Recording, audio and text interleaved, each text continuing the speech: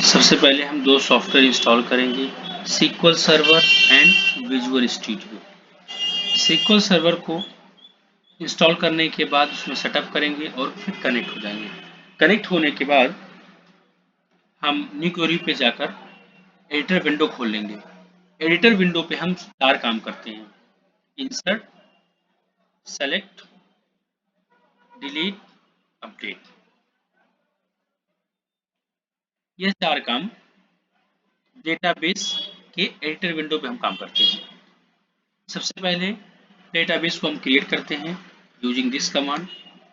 Database के अंदर जाने के लिए यूजिंग दिस कमांड। उसके बाद हम टेबल बनाते हैं, टेबल बनाने के लिए यूजिंग दिस कमांड।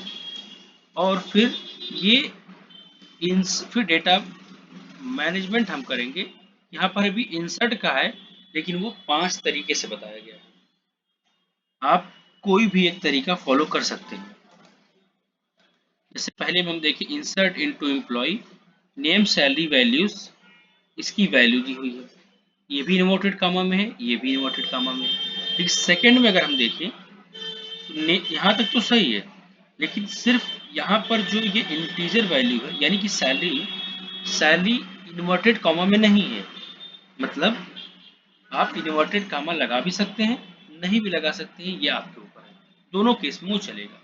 थर्ड में हम देखते हैं यहाँ पे इनटू नहीं, बाकी सारी की सारी चीजें ऊपर वाले से सेम है। इनटू ऑप्शन है, आप लगाना चाहें तो लगाएं, ना लगाना चाहें तो ना लगाएं।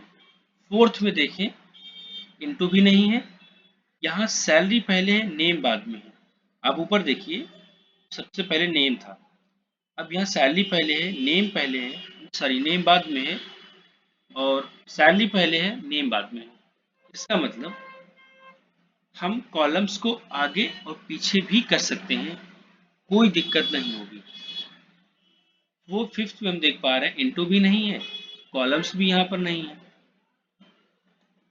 उसके बाद भी चल जाएगा। आपकी मर्जी, आप लेना चाहे लीजिए या ना लीजिए, वो दोनों केसों में चलेगा। ये 5 तरीके इंसर्ट करने के, जो सूटेबल आपको लगे वो इजीली आप करिए। सबसे पहले हम डेटाबेस को क्रिएट करेंगे, उसके बाद डेटाबेस को हम यूज करेंगे, फिर हम टेबल को क्रिएट करेंगे। इसमें जो ये सब दिख रहा है, इन primary key, identity, name, where, care, salary, ये जिस तरह से लिखा गया है ना, हम आगे और भी डीप में समझेंगे, एक छोटी छोटी चीज़ों को हम समझेंगे, जिससे कि आपका कॉन्सेप्ट एकदम क्लियर हो जाए। एग्जीक्यूट करें, हो गया हमारा। हम देखें अगर पांचों हमारा चल जाए, इसका मतलब पांचों तरीके सही हैं। एग्जीक्यूट करें।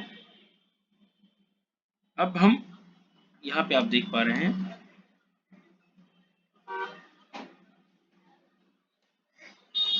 इसको हम चेक करते हैं। यहाँ पे देखिए आप,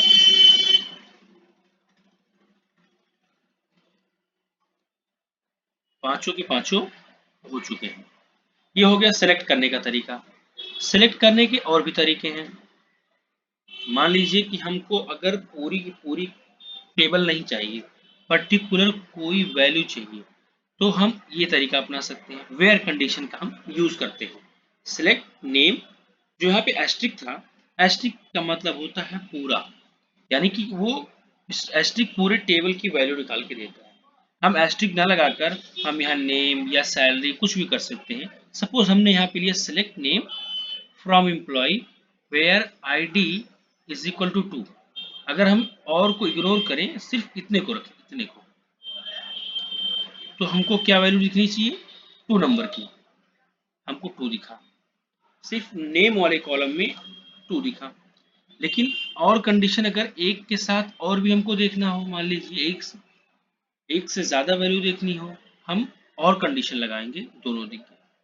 सेम हम इसको और कंडीशन और ऑपरेटर के साथ भी यूज कर सकते हैं, या इन ऑपरेटर के साथ भी यूज कर सकते हैं।